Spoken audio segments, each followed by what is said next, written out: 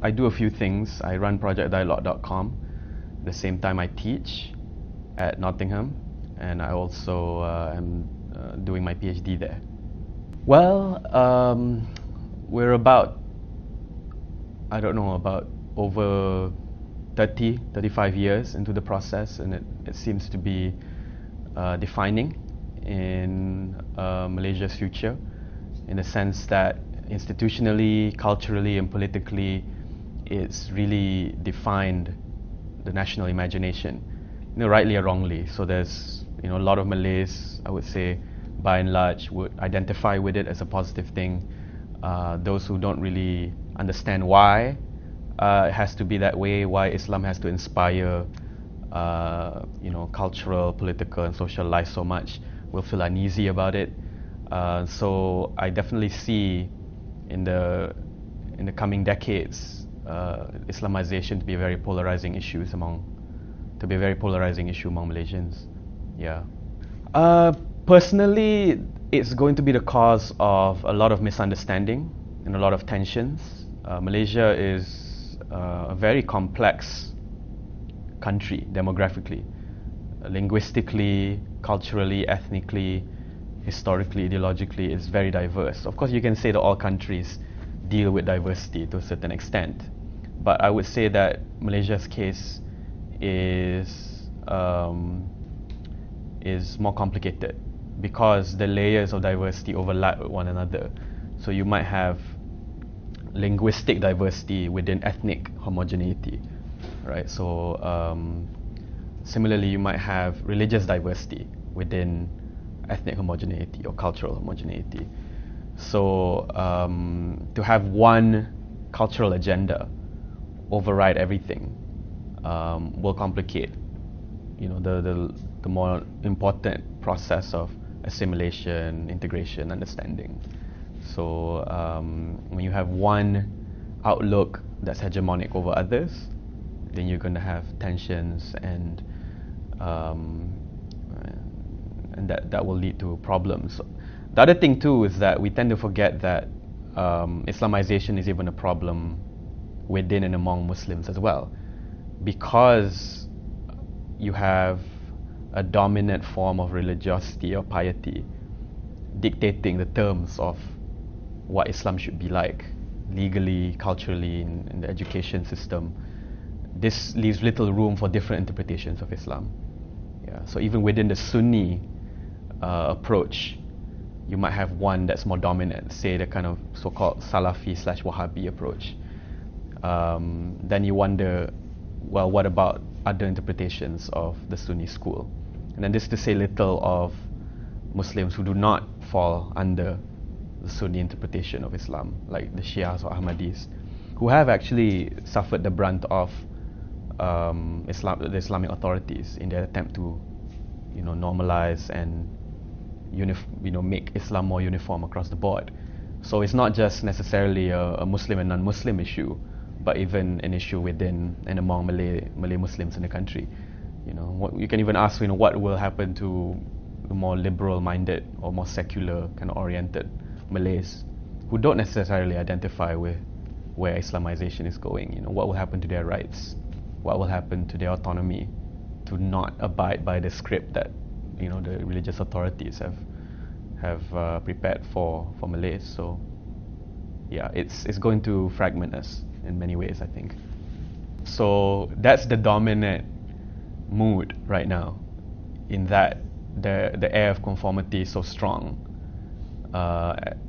and this happens at many levels, culturally, kind of everyday experience, and the kind of things that families talk about, the kind of dress codes that are being imposed and expected of you if you're Malay, the kind of entertainment you're supposed to indulge in, where you're supposed to go, the kind of food you're supposed to eat, the kind of everyday level of conformity.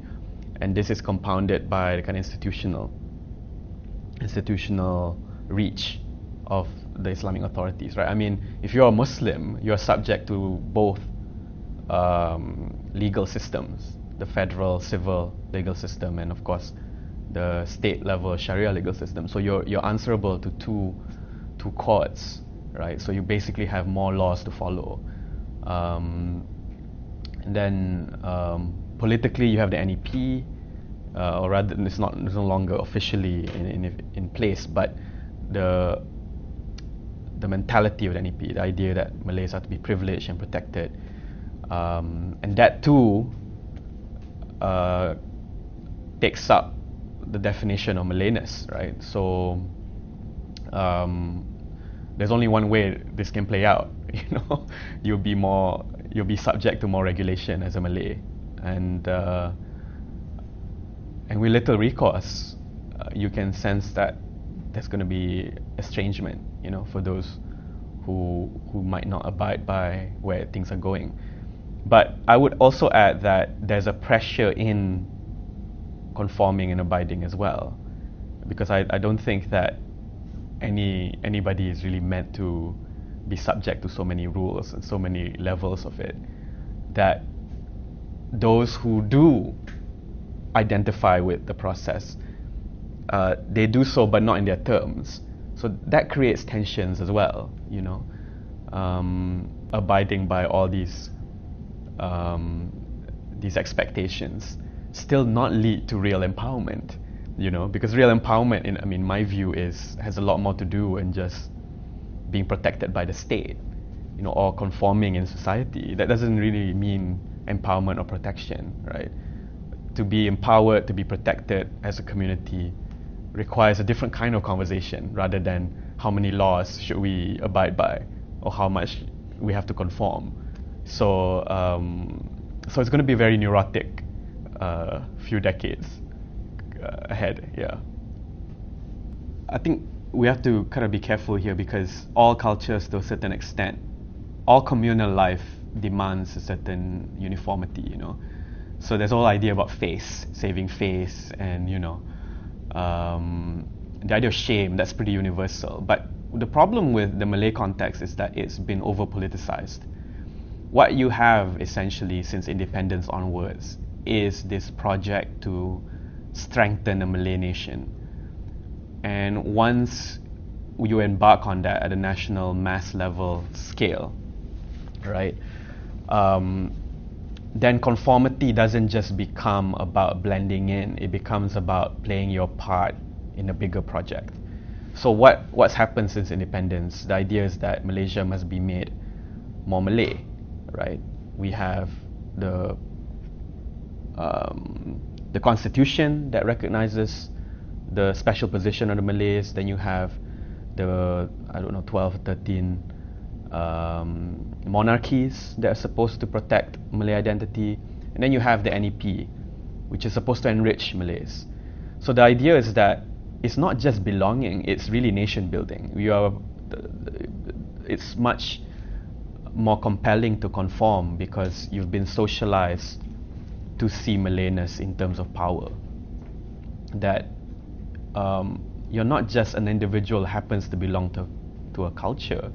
You are part of a broader development to ensure that your country has Malay stamped all over it, So this is the climate in which you've been taught to identify with Malayness.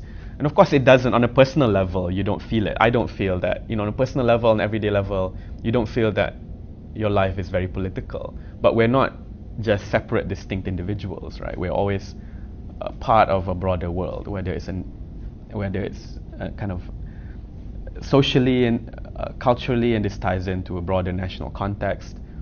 So, for example, I know me and my family, we've been beneficiaries of the NEP. There's no way around it.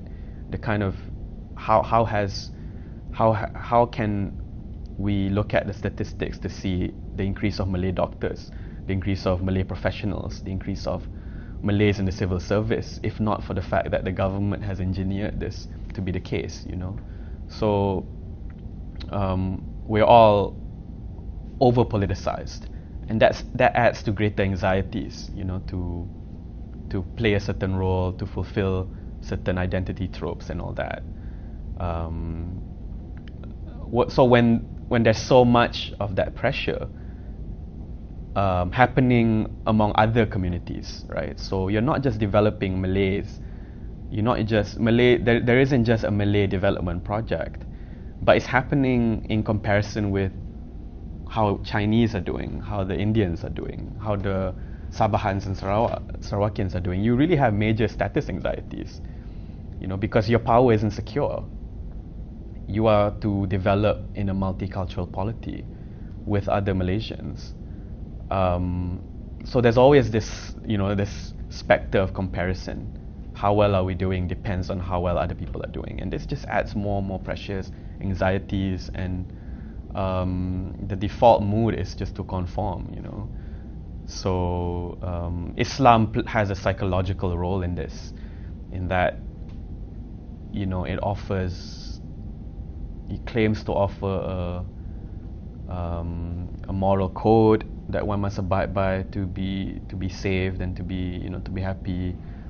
It provides social context for greater socialization, so going to the mosque, having all these rituals, provides pretext for identity building, for bonding with other Malays. And then of course you have the post-colonial rhetoric around Islamization, you know, this idea that, you know, Islam must succeed, must regain its civilizational glory, that at one point Islam had a golden age. You know, it could be, you know, for the most, you know, typically the history is Baghdad or Spain, but in Malaysia you think of Malacca as an empire. Malays are told to relate to their history with Malacca playing this central role in giving Malay civilization a moment of historical glory, you know. It provides so many emotional, so many levels of emotional resonance, whether it's in a kind of everyday sense of, you know, meaning in life, having purpose, but then having a pretext to socialize in greater ways, and of course having history that's illustrious and powerful, and then of course a kind of political rallying cry, you know. So when you mix all that with a nation building project that wants to see Malays do well, then you're gonna have like conformity on steroids, which is what's happening. Yeah. The middle class anywhere is the aspirational class, is the class that really views itself with much potential. So when you're middle class, you're supposed to earn a living that's sustainable, and this is supposed to open different doors for you. So you can have ambitions, you can chart a secure career path, and that allows you to buy stuff, to take vacations, to study, and from there develop. Now the problem here is that for the longest time, I mean, it still is the case, the Malay middle class has been manufactured by the government, in the sense that the government through the NEP had the express purpose of creating Malay entrepreneurs, and these Malay entrepreneurs are supposed to lead government-led corporations with subsidiaries and links to other smaller companies that are also supposed to be Malay and are to be enriched by a kind of trickle-down process, you know. So the government is going to create corporations that's going to make wealth, and the wealth is just going to spread across the board among other Malays. The problem is that after the 90s, people are throwing into question this whole idea. Can the government still do it, you know? And it doesn't look like that's going to be the case, because you had this burst of wealth in the 80s and the 90s, and then now with the economy slowing down, you sense greater frustrations on whether this can be sustained, you know. I'm not sure if I can support my kids with the certainty of an overseas education the way my parents could. Because when they had the boom in the 90s, that was when there was this overflowing wealth. Everybody felt optimistic about the economy, and Malays felt at that moment triumphant. I mean, the whole idea of the IT industry, right, was racialized. If you look at the subtext, it's not even in the subtext, it's quite obvious that it was meant for, as an industry, for the Malays to thrive. Now IT is no longer the boom. You know, now a lot of it is real estate and finance and so forth. At a very crude level, economically, you don't have this positive outlook for an entire race that you saw in the 90s under Mahathir, in the early 2000s to a certain extent. So where's that positivity going to come from? How can it sustain itself? I don't know. So there you have insecurities, economic insecurities.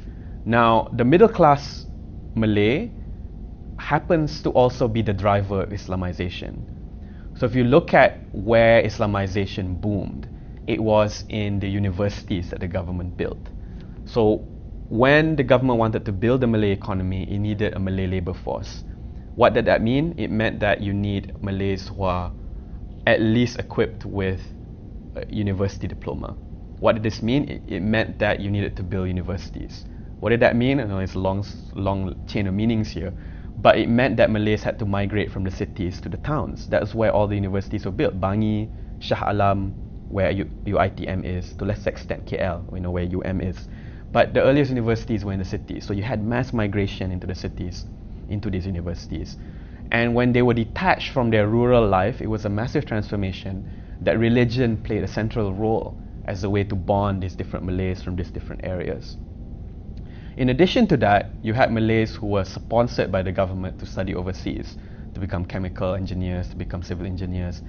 There, they met with, in the late 70s, early 80s, other Muslim students who were moved by a kind of revivalist mood that was taking over the world because of Iranian Revolution, the Muslim Brotherhood's failure in Egypt and all that.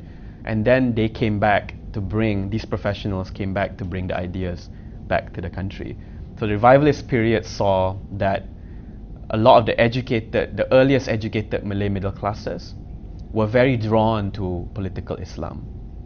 And this explains why ABIM, the Islamic Religious Council, and PAS in the 80s drew a lot of the new emerging middle class Malays who saw in Islam a confidence booster, essentially.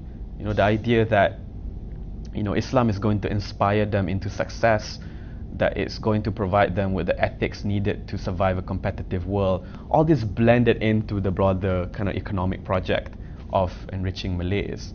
So that's why I'm not surprised to think that a lot of the conservatism that we have today is being pushed by the kind of aspirational Malay middle classes.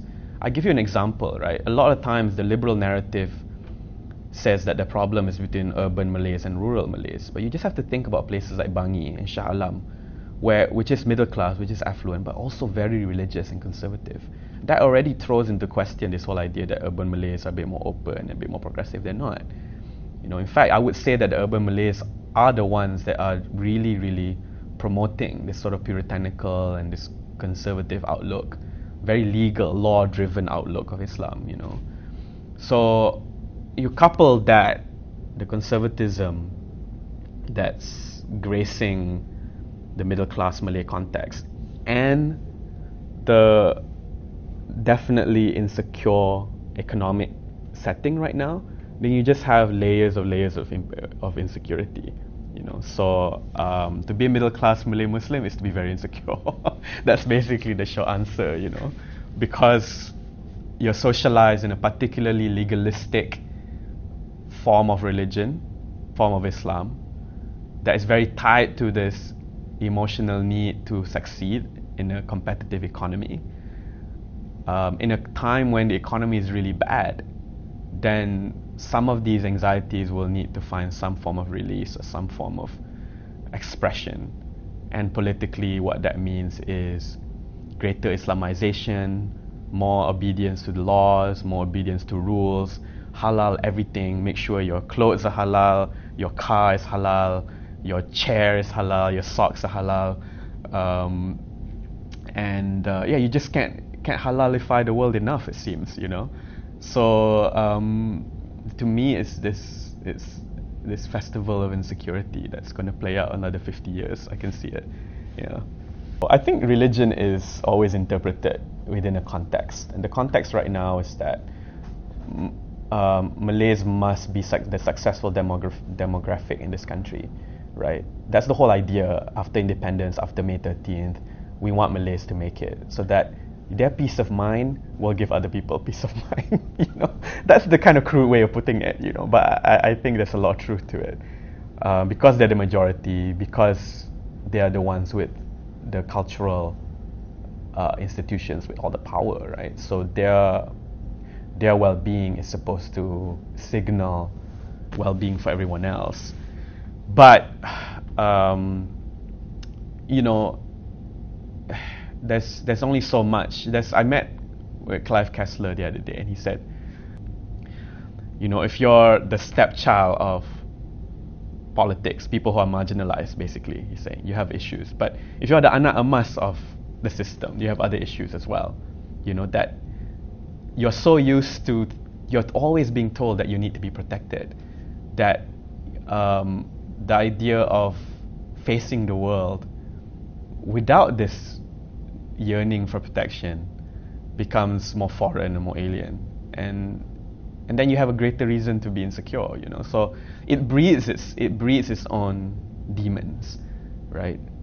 If for 50 over years you're told that you're the special people of this country that needs protection, that needs guidance,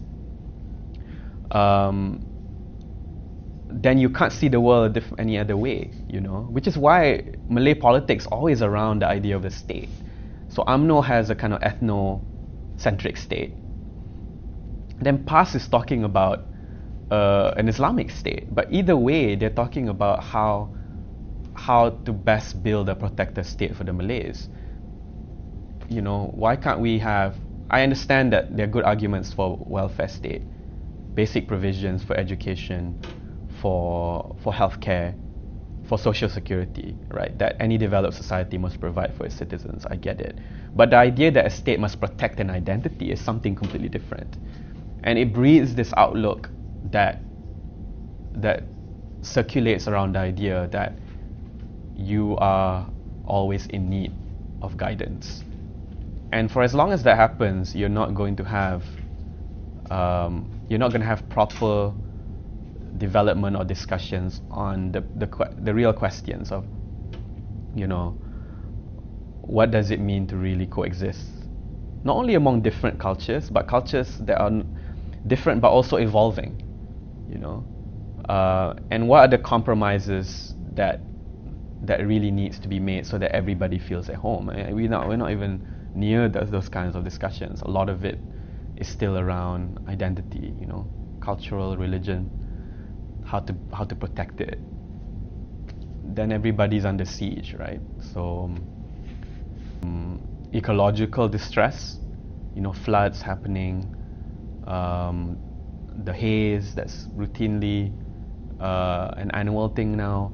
So people actually live in real conditions of threats, but these are the threats that are not being talked about, the kind of ecological systemic threats. People are still thinking along the lines of religious and cultural threats, and then you're gonna, it doesn't look like it's gonna be a good immediate future. Yeah, it ties back to the idea of nation building. I think the truth is we're just starting the nation building process. I mean, Malaysia got its independence in the 1950s, you know, I think, and it happened in a quite a crisis-ridden period. The war had just ended. Most of the communities, with the exception of the elites, really didn't know each other. You know, there's a regional thing, the Peninsular Malaysians didn't really know about the East Malaysians. And then within the peninsula, there are all these different cultures that don't speak the same language, that are just figuring out how to envision themselves in the future. And you had a race riot that got more skepticism in the discourse of whether or not you really can find a common Malaysian identity. So that's why you have the propensity of race-based parties, right? Because when these communities wanted to express their aspirations, they needed to organize. And when they did organize, it was around what they were familiar with, which were their races. So you had the major race-based parties, and of course you can argue that now there are alternative parties that are being formed, right? Or that have been formed that can rival the race party narratives, which I think is good. But they're still largely dominated by certain ethnicities, you know? People and their communities. In Malaysia, we still think of communities along color lines, you know? So you're basically looking at 4 or 5 generations that have been socialized to relate to each other in racial terms, and I don't see this changing very soon, you know, because it's been so entrenched of us to think of power in those terms. I don't want to be the colorblind sort of liberal to think that race is meaningless, culture is empty, that all these things are just empty social constructs. I don't really buy that, you know, because I think something real about bonding with a culture. But why power has to be articulated in this way is a separate question. You know, I think I can appreciate a culture, I can identify with my tradition without necessarily to think that that tradition has to be in power, or that my wanting recognition from the system has to be expressed in cultural terms, you know. So, but that's where we are. Still, the post-independence trauma, that's colored the imagination of 2-3 generations, and we're still there. Now, you see a different narrative coming up. Bersih saw that different communities can come together into the public arena and rally around common demands, a shared values, you know. But at the same time, you see competing narratives, you know, about whether it's through the vernacular school debates or through the emergence of right-wing groups like ISMA that are trying to stick to the old arrangement of, you know, racial divisions, you know. So, can the new generation tell a different story of Malaysian identity? It remains to be seen. We haven't had a common event that has really shaped the mood in the way that maybe May 13th has. You know, my parents is part of the May 13th generation. They see the most realistic compromise as being about one group has to be on top, everybody else to kind of accept it, you know. I guess in other words, all this is to say that the short version of it is that we're still very racialized mentally. Therefore, the narrative will still stay that way. There are changes to that, alternatives being proposed, but it's still early to say if they can still have that much power over the new coming generations. Yeah, I mean, you get to think of the broader Malaysia, right? Outside of Selangor, it's very monocultural. Towns are still largely of a certain race, certain neighborhoods are of a certain language, but the exceptions like Penang or Bangsa, even in Penang, you know, it's still largely segregated neighborhoods, you know, and yeah, it's a long way out of that. I think there's a lot of truth to that you know, it's still an early feeding process. We're not even reaching puberty yet. We're still kind of figuring out adolescence, you know,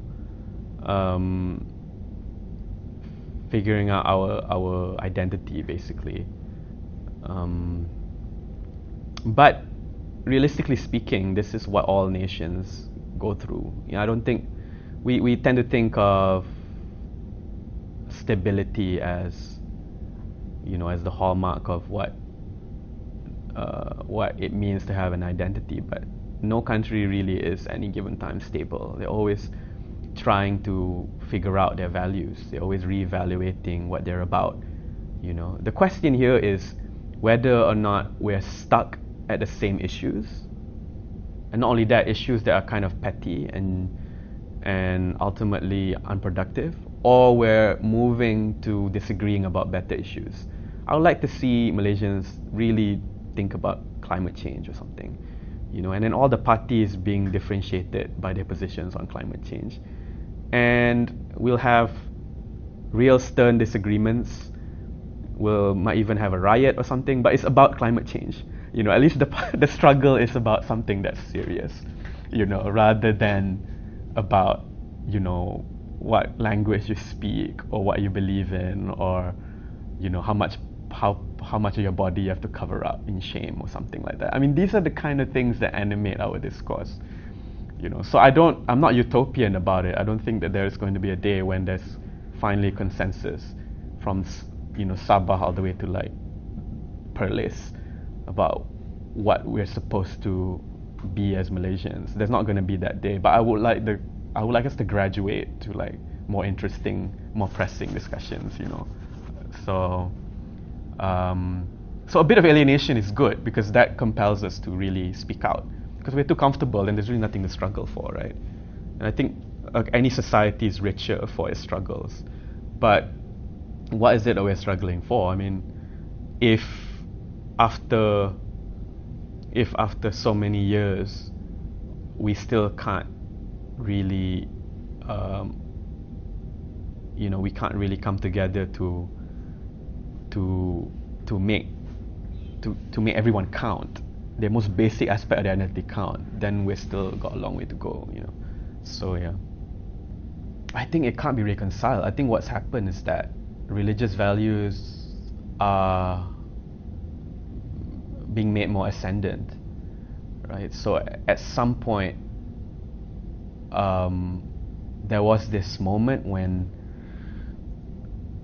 Malaysian collective consciousness realized that piety is the way to go. Okay, I already mentioned that in the 80s you saw this wave of Islamization, right? But parallel to that were other two interesting developments. There was a wave of evangelization among Malaysian Christians that happened in the 80s as well. And that sparked tensions within the Malaysian Christian community, because you saw the rise of a new modern American-inspired Protestantism in the kind of evangelical mold, taking over and winning converts from the more established Malaysian churches, the Anglicans and the Catholics, which had been in Malaysia for a longer time. Parallel to that, you have the rise of Hindu revivalism in the 80s as well. So the 80s, I don't know what it was, but suddenly all Malaysians wanted to be religious, and that created a kind of a pious mood. Now, there is a problem in the fact that one religion, namely Islam, had the majority demographic religiously, and of course access to the institutions, right? So that gives it a different story. But the fact that you have a secular legal system doesn't mean you have a secular society. And for as long as you have a more religious-oriented society, there'll always be those at the margins, those who feel alienated by that sort of wave, So basically, I don't see that there's going to be reconciliation. I see that a kind of pious social atmosphere will be dominant. Yeah. There are initiatives like Sisters in Islam, their outreach that's offering a different, safer discourse for women who do not want to follow the kind of conventional script of subservience and to be a second-class citizen in their own homes. But they remain still a minority strand. For the most part, it seems to me that religion is being read as such that women remain, I would just say, lesser subjects. Take for example divorce. I mean, it's the most basic, fundamental human right, really, not to want to be bonded to another human being, right? So the romance ended, no more sparks, you want to opt out. It should be a simple process, but if you're a Malay Muslim woman, forget it. You have to go through layers and layers of bureaucracy, never mind for custody, but even just to opt out of a marriage, And this, you're at the mercy of a very complex legal system. Not only that, the people who run that system and their own biases. I mean, it's suffocating, I imagine. So so legally, religiously, culturally, you have this. You're pressed by this particular outlook towards women. But at the same time, you know, recent numbers shows that A, more and more women are entering the job market. B, more and more women are graduating from universities. C, they're just more, with a population boom, there's just going to be more women in society in general. So this is upsetting the ideals of women having to play a secondary role to men, which is why you see greater evocation of women's subservience in religion. So the way I see it is that the more women enter public sphere as educated, employed citizens with rights and voters, as a real block, social block in terms of economic and political power, the more you're going to see a parallel rise of interpretations and religious discourse that wants to make sure that they remain second. So if you can't beat them in real life, you beat them in the kind of religious interpretation game. So that's essentially the tension that's happening, you know. There is a kind of affinity to the prophetic context of 6th century Arabia that you can't run away from if you read the Quran. It's there. So there's always been a debate between the literalists and those who hold on to the fundamental principles of the Quran. So the literalists would tend to emphasize a kind of loyalty to the Prophet's time and place, you know, and that you cannot divorce revelation from what it was talking about, even though this was 6th century Arabia. Then you have those who are more emphasizing of the focus, the key values of the Quran, which is not about these literal details, but the principles of justice, peace, and compassion. So those who we associate to be more liberal would lean towards emphasizing the principles of the Sharia rather than the letter of the Sharia. And this has been a debate that's been going on for a long, long time. So it's never been the case that Islam has always been liberal and suddenly the conservatives are hijacking it. I don't tend to be the case. It's always just been about that. How much the emphasis do you give to the words, which are tied to particular things that they refer to in their context? How much do you refer to the kind of broader overall picture of Islam, which is about, you know, justice, compassion, and peace? That a couple of things have made matters more complicated. The first is that from the 80s onwards, this is a global phenomenon. You have the very powerful influence of Saudi Arabia because of their discovery of oil and its monetary worth. It's been able to fund basically educational institutions. It's been able to fund a global outreach of its particular brand of Islam. So, for example, the UIA up to recently was Saudi funded. I'm quite sure of that, yeah. I don't know how much the percentage is, but I don't think it was less than 70%. You're talking about substantial Saudi funding there. But then you hear these news stories of Saudi funding schools in Burma, in Pakistan, and of course there's strings attached to that, right? In the idea that you're going to build an orphanage or a school, but it's going to be based on the terms of the donors. And Saudi being committed to a particular way of approaching the religion will make sure that it's their brand of religion that gets taught. So the global reach of Saudi influence, you just can't underestimate, especially the ones here. So if you look at those who graduated from Jordan or Saudi Arabia, you're going to see a very strong kind of literalist reading of the Quran that that's going to cause some problems. So for example, Muhammad Asri, who is a very famous preacher, he's associated with a kind of reformist liberal take on things, but he's still very anti-Shia. So in terms of inter-religious relations, he's very progressive, but intra-religiously he's very, very puritanical, you know. So these debates are gonna go on, because there's no way that the entire corpus of Islam can be read to fit the entire outlook of liberalism. They're just completely different. What you can do are approximate points of convergences where they can kind of work together, and they can, but it's just that the process are going to be different.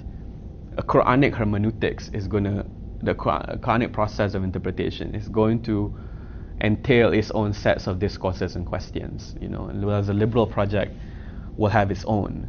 So it's a dialogue that has to continuously happen, because saying that Islam is progressive on all fronts, I don't think it's necessarily the case. It's necessarily true or necessarily solves anything, you know, because at the end of the day, it goes back to how that religion is politicized.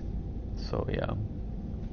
So the big split was between Al-Ghazali and the philosophers. The philosophers referred to Al-Farabi and Avicenna.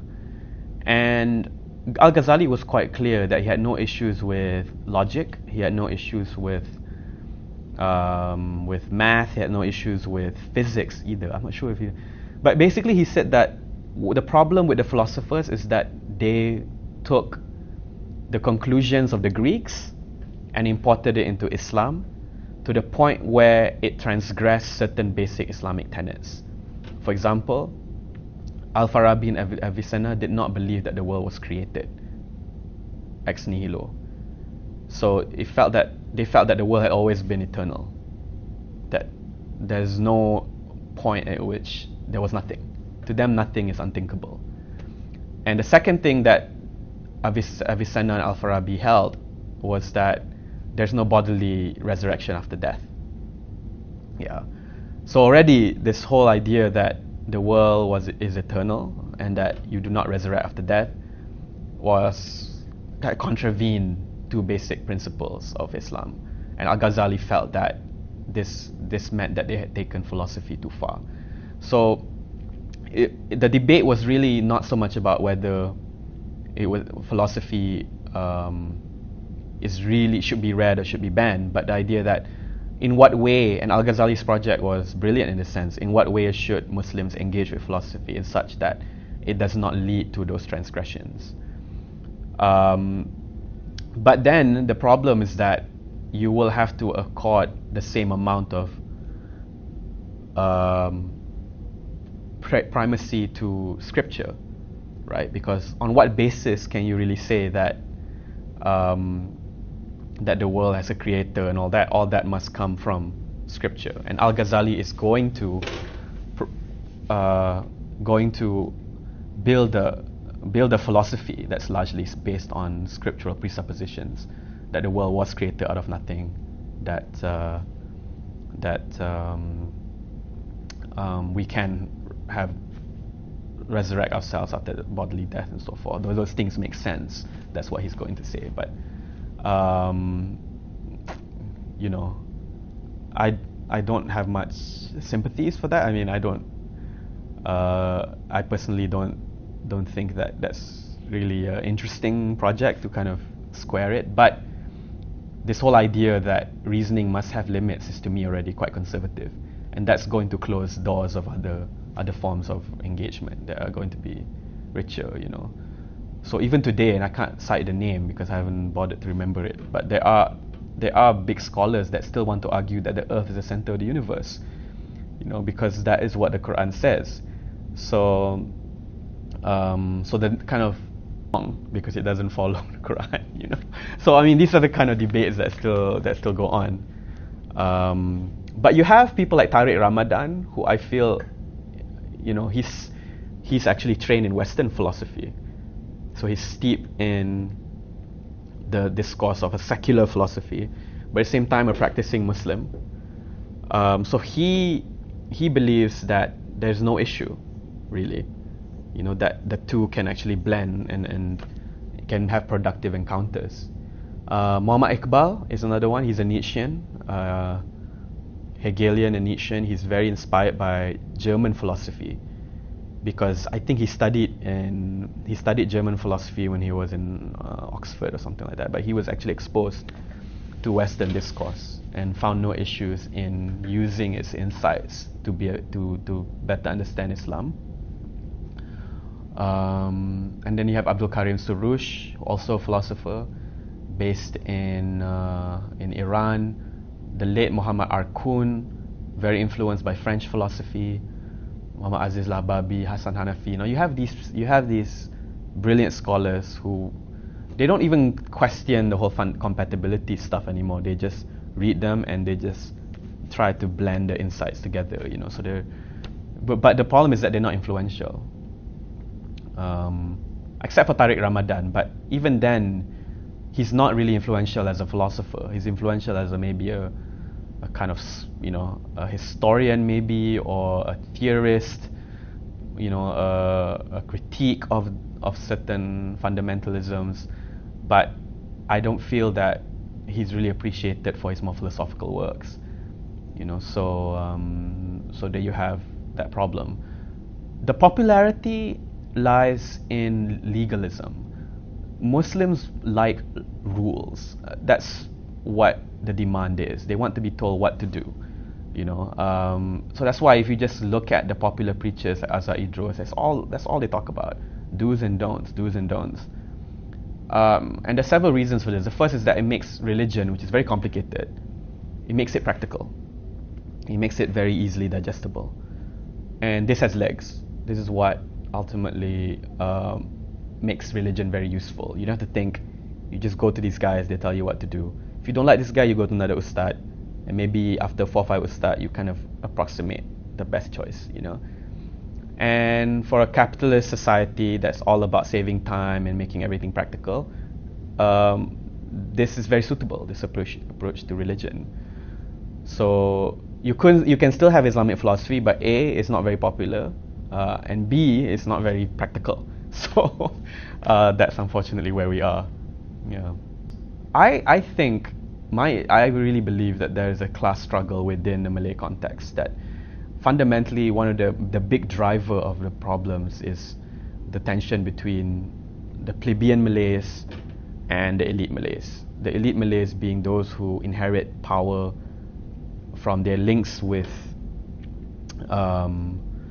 the kind of established aristocratic system, the likes of Tunku Abdul Rahman, Tun Razak and all that. And then you also have the other newer, more recent elites that got rich from the NEP, sort of the kind of Mahathirist sort of approach. And then you have those who are left behind. This is the majority of the Malays. And a lot of the disgruntlement, I would believe, among Malays, the insecurities and all that, comes from a kind of unequal economic standing. And this is what really rumbles the Malay context, and this is why we have a certain kind of religious politics, why we have certain tensions and insecurities, and inevitably these insecurities are going to affect other communities. So always look for how there are contradictions within the Malay context as well. That it's never, of course, it's not homogenized, but what's going on is that there's a tension between the Malays who have and Malays who don't have. And this is a remnant of a feudal aspect of Malay culture, which is a whole entire conversation, But Malay culture, for the most part, is still very hierarchical, in a very institutionalized way. And when there's a hierarchy that's feudal, it means you cannot rationalize why some people are at the bottom, why some people are at the top. And then this is going to lead to problems, yeah.